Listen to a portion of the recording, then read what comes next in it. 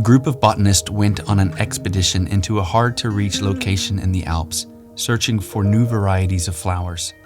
One day, as the scientist looked through his binoculars, he saw a beautiful rare species growing at the bottom of a deep ravine.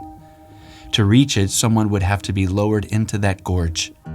Noticing a local boy standing nearby, the man asked if he would help him get the flower. The boy was told that a rope would be tied around his waist and the men would lower him to the floor of the canyon. The boy peered thoughtfully into the chasm. "Wait," he said. "I'll be back." And off he dashed. When he returned, he was accompanied by an older man. Approaching the head botanist, the boy said, "I'll go over that cliff now, and I'll get that flower for you. But this man must hold on to the rope. He's my dad." In these days when we haven't been able to do church as we used to, I found myself feeling like I'm hanging over a chasm, reaching for a rare flower. For me, that flower is a new way of pastoring and loving others and reaching people for Jesus.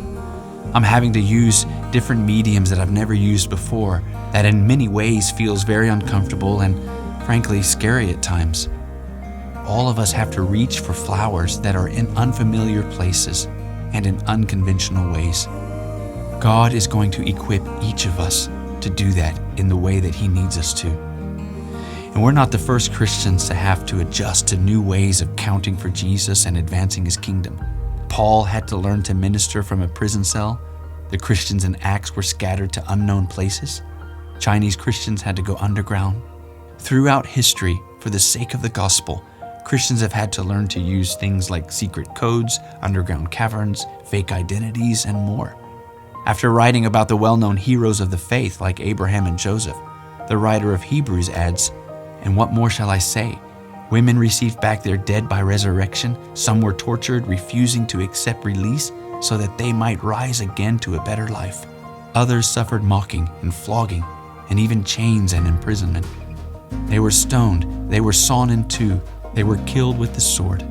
They went about in skins of sheep and goats, destitute, afflicted, mistreated, of whom the world was not worthy, wandering about in deserts and mountains, and in dens and caves of the earth."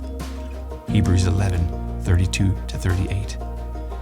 I stopped feeling sorry for myself when I consider what they went through. But that was their canyon. This is ours. It's different, but it still needs faith.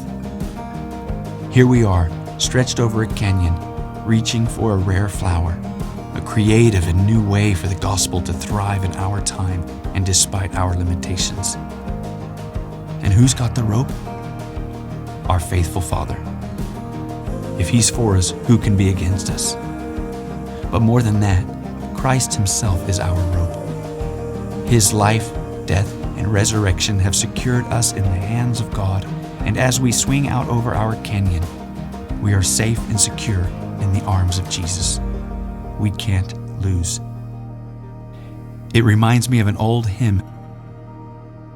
Give me the wings of faith to rise within the veil and see the saints above, how great their joys, how bright their glories be. Once they were mourning here below and wet their couch with tears. They wrestled hard as we do now with sins and doubts and fears. I asked them whence their victory came. They, with united breath, ascribed their conquest to the Lamb, their triumph to His death.